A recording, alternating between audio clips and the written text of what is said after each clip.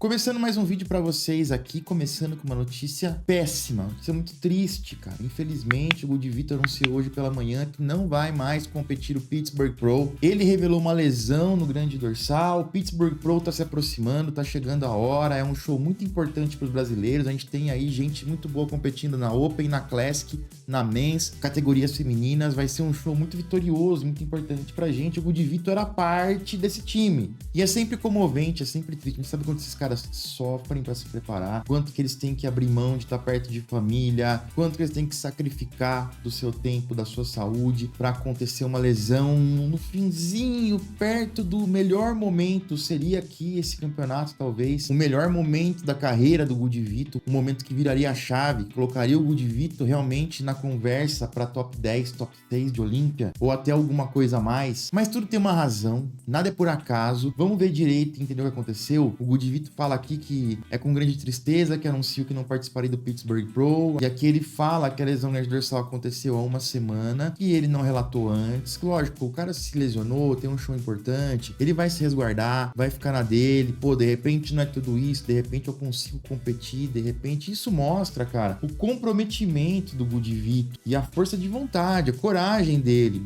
Outro atleta, pô, me machuquei, falta uma semana, não vou nem viajar, vou ficar de boa aqui, vou falar que não vou me tratar. Ele tentou até o último momento, então isso aqui é muito louvável. Aí falou que tentou aliviar os sintomas e tudo, se preparando aí de uma maneira rigorosa. Ele fala que chegou e a ideia era ele vir para esse campeonato para ser um competidor digno e o objetivo dele era estar melhor do que no Arnold South America. Só que ele falou que a lesão, o inchaço, o hematoma, tá atrapalhando a maneira como ele posa, as proporções dele. Então realmente, cara, não é complicado, é difícil fazer isso. Por isso que juntamente com o treinador foi tomar a decisão difícil de focar na recuperação e preparação para o Olímpia. Não se trata de uma ruptura completa dos músculos das costas, mas sim de um pequeno rompimento de fibras musculares. Então é uma ruptura parcial. Apenas algumas fibras, o músculo não se rompeu inteiro, ele não separou um lado do outro. Ele rompeu algumas fibras. O que significa uma recuperação bem mais rápida, galera. Tem tratamentos hoje bem específicos para isso que aceleram e facilitam a recuperação. É que para competir realmente fica muito complicado. E olhando aqui os stories do Good Vitor, ele explica um pouco melhor como que aconteceu. Ó, aqui a gente já vê, né, que tem um edema, que tem um inchaço. Então aqui tá um primeiro dia em Tampa. Eu esperava que ainda houvesse alguma chance de remover o hematoma do ferimento. Estava um pouquinho roxo, né? O hematoma é quando fica roxo, o edema é quando tem um inchaço, tem um acúmulo de líquido ali devido ao processo inflamatório e tudo. Dá pra ver que já tava realmente bem inflamado. Primeiro dia em Tampa, ou seja, ele se lesionou realmente no Brasil. Mas a cada dia que passava, enquanto trabalhava na pose, o meu músculo ficava mais danificado, porque aí realmente, né, o hematoma vai crescendo, vai aparecendo, ele tinha que se manter posando. Aí aqui a gente vê, né, o nódulo linfático, ele mostra. O Good Vitor também, gente, assim como o Kaique fez com a polêmica lá do Brasil e Estados Unidos, ele tá se pronunciando prontamente, anunciou, falou, olha, realmente decidi, não vou competir, mas tá mostrando imagem, não uma, como várias imagens da lesão, tá explicando passo a passo de como aconteceu a lesão, tá explicando quando foi a lesão. Isso aqui também é uma verdadeira aula de comunicação do atleta, porque ele passa a informação completa de maneira rápida, direta e simples. Ou seja, ele não abre margem nenhuma para interpretação, para especulação, para falar que foi isso, que foi aquilo. Ele simplesmente falou e é isso aí, infelizmente.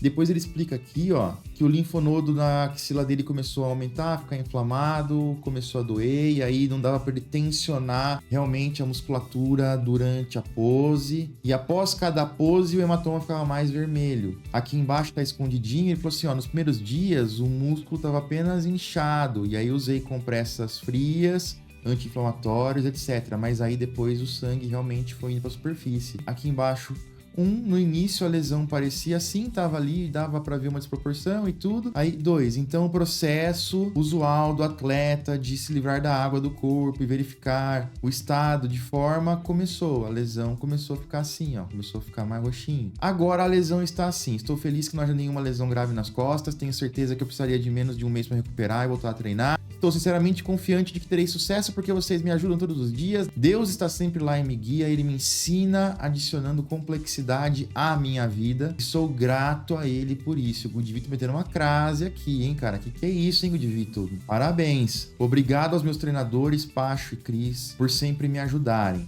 E aí a gente tem esse outro post do Good Vito, já aqui, de cabeça erguida, cabeça levantada, falando foto tirada uma semana antes do campeonato. Todas as vitórias estão por vir. Também tem o fato dele não ter treinado, muitas vezes lá na academia do Derek, ele tava indo para outra academia, de repente ele tava ali com um astral um pouco diferente, preocupado e não queria minar a galera, não queria ficar junto, então ele foi se recolher ali para se concentrar e fazer o dele. Tudo isso aqui são coisas que eu acho, tá, gente? São pontos que a gente vai ligando aqui, que possivelmente o Pacholock deve falar isso em vídeo e esclarecer melhor a situação, e a gente espere lá, assim que sair a gente traz pra vocês. Eu torço muito pelo Good Vito, Good, estamos torcendo por você, mandando energia positiva pra você. Você se recupere logo. É uma lesão, é chata, é óbvio, mas é uma lesão parcial, então isso aí acaba ajudando muito na recuperação, e em breve teremos Good Vito de volta melhor do que nunca, galera. E olha só, o Nick Walker, inclusive, mandou uma mensagem pro Good Vito aqui. O Nick Walker passou por isso já, por lesão, teve que deixar a competição aí dias antes também.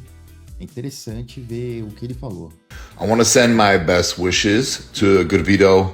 I really don't know what to say. Ele falou assim que tá mandando aí os melhores desejos pro Good Vito, que ele não sabe realmente o que falar nesse momento. I've been here and it sucks. And it's probably one of the worst feelings in the world. Aí ele falou assim, já estive nessa posição aí, tá lesionado, ter que deixar um campeonato, né? Pô, é ruim pra caramba e é uma das piores sensações do mundo. But, I just want to send my best wishes. Good Vito, I'm thinking of you, brother. Stay positive, stay strong. It's just a minor setback. E aí ele fala pro Good Vito, eu tô mandando aqui boas vibrações e tal, fique forte, fique bem, é só um pequeno obstáculo. For what I like to call a big comeback, so stay locked in. É um pequeno obstáculo porque eu gosto de chamar de uma grande volta, um grande retorno. Então aí fica frio, fica focado.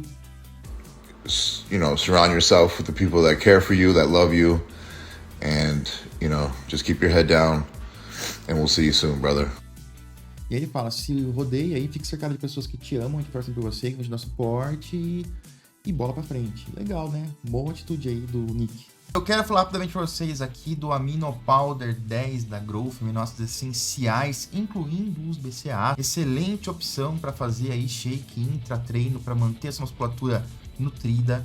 E um bom aporte de aminoácidos essenciais aí no timing correto vai amplificar sua resposta hipertrófica, além de propiciar aminoácidos, que são aí os blocos primordiais da construção e hipertrofia muscular. E como sempre, né, pessoal, Amino Powder 10 da Growth, custo-benefício maravilhoso, extrema qualidade. Corre lá agora então no gsupplementos.com.br, garante o seu. Meu sabor preferido é o de limão. E não esquece o meu cupom Chain, para fortalecer o projeto. Quando você comprar na Growth, usa o cupom Chain, você está apoiando quem apoia demais aqui o canal para continuar produzindo conteúdo de qualidade para vocês. A gente viu que o Pérez estava lá na sede da NPC ontem e aqui saiu mais um clipezinho dele fazendo pose no espelho. 3 dias pro show, flat. Nesse momento é onde os caras estão cortando carboidrato. Aí é um processo que cada um faz de um jeito, galera. Mas durante alguns dias eles zeram ou cortam muito carboidrato, treinam bastante, aumentam o volume de treino, fazem algumas coisinhas para esgotar todo o glicogênio. Esgotando todo o glicogênio, o cara vai murchar, ele vai ficar menor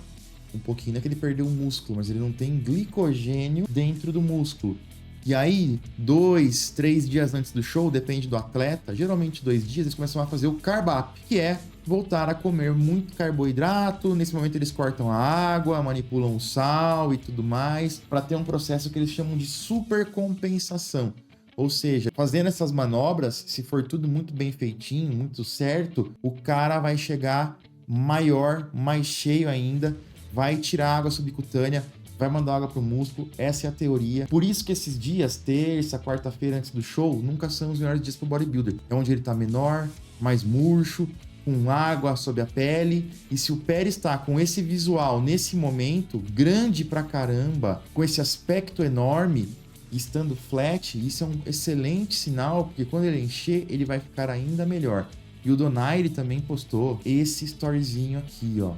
Ontem falou o seguinte: 4º dia baixo carbo, água alta, sódio médio. Esse é o flat do menino. Então você vê que ele tá gigantesco, cara. O Pérez, ele tá com aquele visual de open top, open gringo, top de Olímpia, e tá começando a aparecer. Isso é muito legal, porque é um termo que a gente vai deixar de usar muito em breve, porque nós vamos ter uma pancada de brasileiros da Open grandes desse jeito. Isso mostra a evolução dos nossos caras da Open, ele tá muito grande. Então vocês veem, ele tá 4º dia de carbo baixo, tá tomando muita água, porque o cara corta o carbo para diminuir o glicogênio, toma muita água para aumentar a diurese, o cara vai fazer xixi ali de hora em hora praticamente. Chega um momento que ele vai comer muito carbo e vai cortar água. Isso aqui é o resumo do resumo, tá? Não é tão simples assim. Tem a hora certa de pôr carbo, a hora certa de cortar água, a hora certa de manipular mais o sal e tudo mais. E teoricamente ele vai começar a encher, puxar um pouco de água para dentro do músculo junto com o carboidrato para formar glicogênio, e o resto de água subcutâneo vai embora com a urina, num cenário ideal. Estamos torcendo muito pro Pérez. O Pérez que será o nosso representante único agora no Pittsburgh Pro. Volto a repetir, falamos dele ontem com o Pagé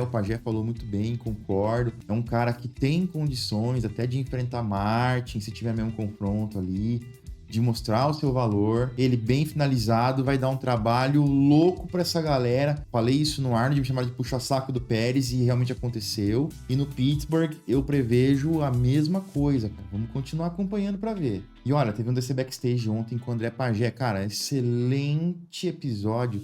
Todo mundo que viu tá adorando esse episódio, como todos do DC Backstage. Fico muito contente com a recepção de vocês. O público tá gostando muito. Eu quero trazer mais um assunto de importância para vocês, que a gente discutiu ontem, que é a Classic do Pittsburgh. E o Pagé falou aqui sobre o Kaique, e ele fez uma revelação. Ele falou assim, brother, eu vi as costas do Kaique. Olha só o que ele falou. Sobre Kaique versus Josema, eu concordo com você, eu acho que ele tem condições de vencer. O Josema de costas é muito forte. O Kaique a gente não viu. A gente ouviu algumas coisas, eu vi informações de quem viu. O próprio Ruff falou assim, cara, ele tá bem de costas.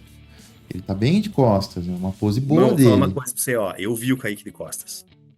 Você viu o seu animal, Vi. E aí? Vi uma foto dele. Por isso que eu tô falando, cara. Entendeu? Por isso que eu tô falando, ó. Não consegui comparar ele com outros. Mas, naquela nossa dúvida da conexão de todos os músculos se conectando no miolo, cara, tá ali. Muito. Olha só que informação.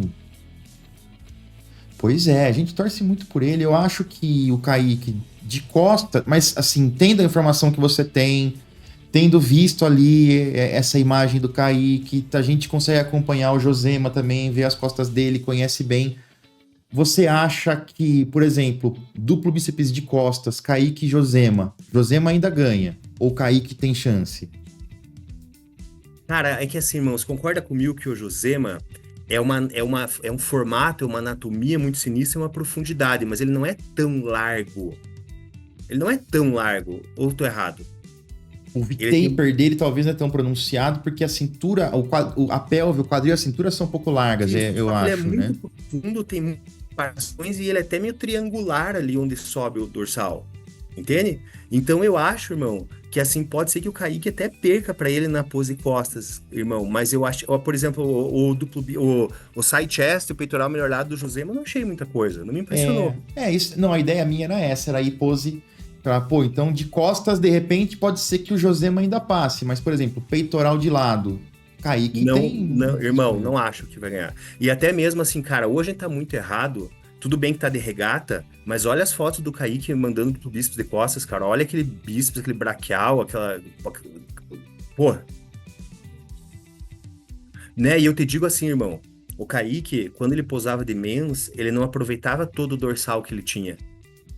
Tá? Uma vez eu até pedi pra ele expandir, eu fiquei de cara. Só que ele nunca... Ele entrava sempre meio tipo de boa, assim.